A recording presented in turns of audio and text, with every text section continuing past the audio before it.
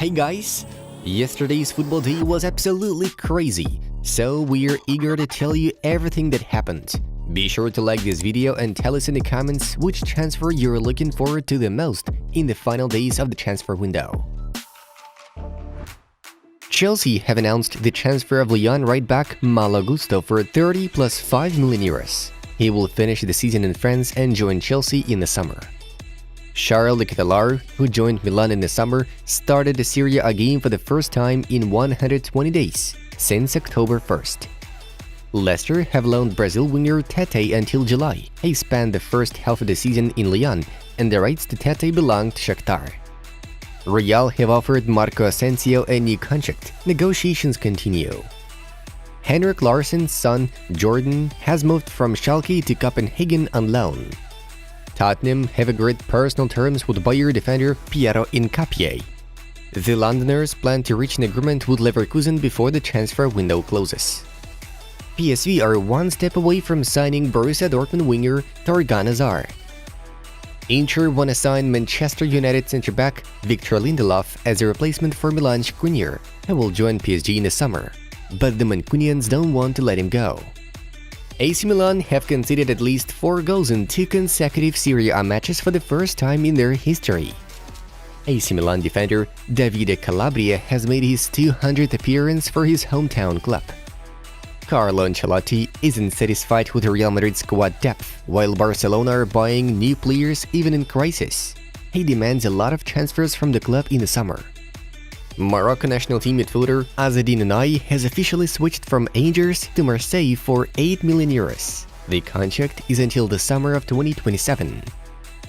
Jurgen Klopp announces Liverpool will not sign any other player in January. Nothing will happen in this transfer window. Not at all. It's all good with this squad. Newcastle have announced the signing of winger Anthony Gordon from Everton for 40 plus 5 million pounds. Karim Adeyemi, who joined Borussia in the summer, scored his first goal in the Bundesliga.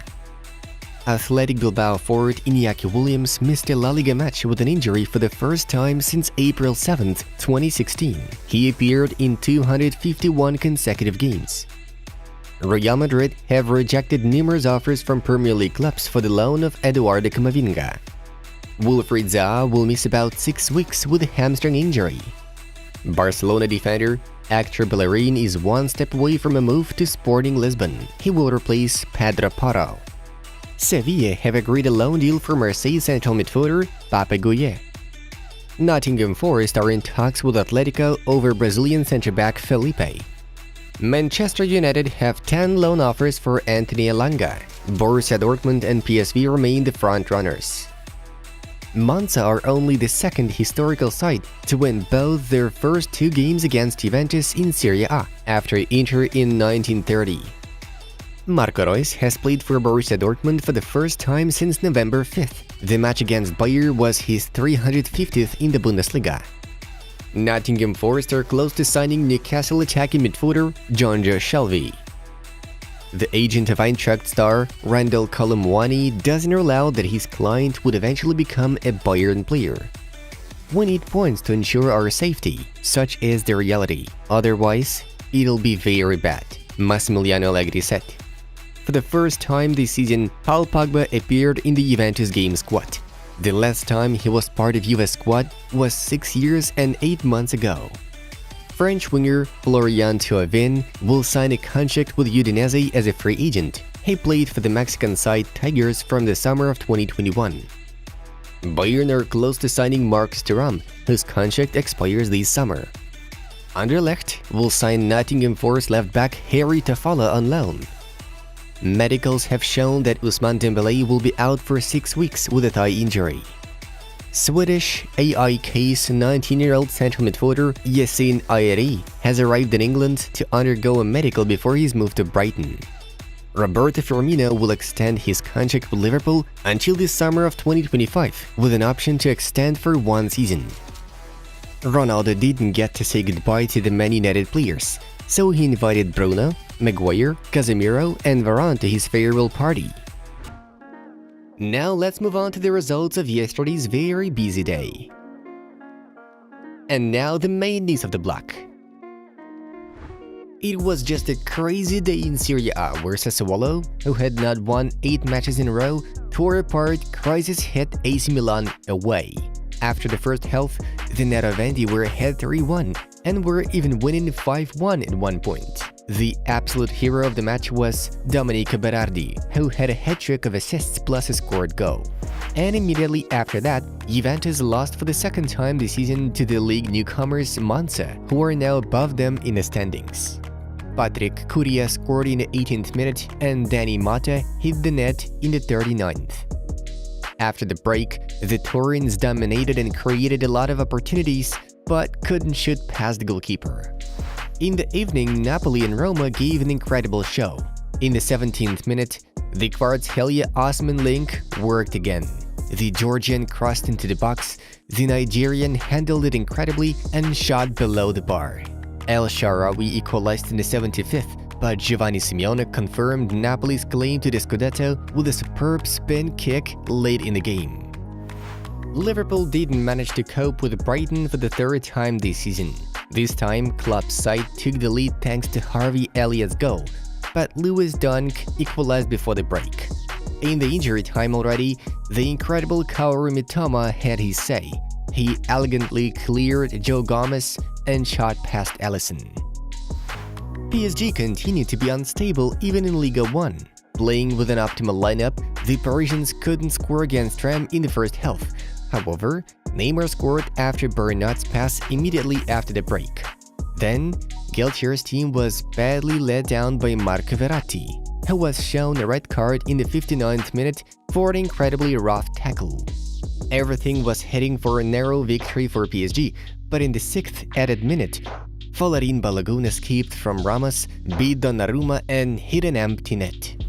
Real let Barca go 5 points clear. Madrid couldn't cope with Real Sociedad, although they had an overwhelming advantage. Sociedad goalkeeper Ramiro had an incredible match, while Vinicius made too many mistakes. Ousmane Dembele's injury is Rafinha's last chance to prove himself as a Barcelona key player. He will play from the first minutes during this period and must prove his ability to be effective. If the Brazilian doesn't succeed, Barcelona will put the former Leeds player on the market in the summer. Arsenal, who competed with Barca for Rafinha in the summer of 2022, are very keen to sign him. Inter Milan centre-back Milan Skriniar, whose contract expires in the summer, has confirmed he has agreed to move to PSG. Currently, the only question is whether the transfer will take place in the winter. Yes, it's true. I've signed with PSG. I'm waiting for the clubs to reach an agreement. Joao Felix is very much liked by Barcelona management, who see him as one of the priority options to reinforce the attack. In the summer, the Portuguese will return from his loan at Chelsea, as the Londoners don't have a buy option.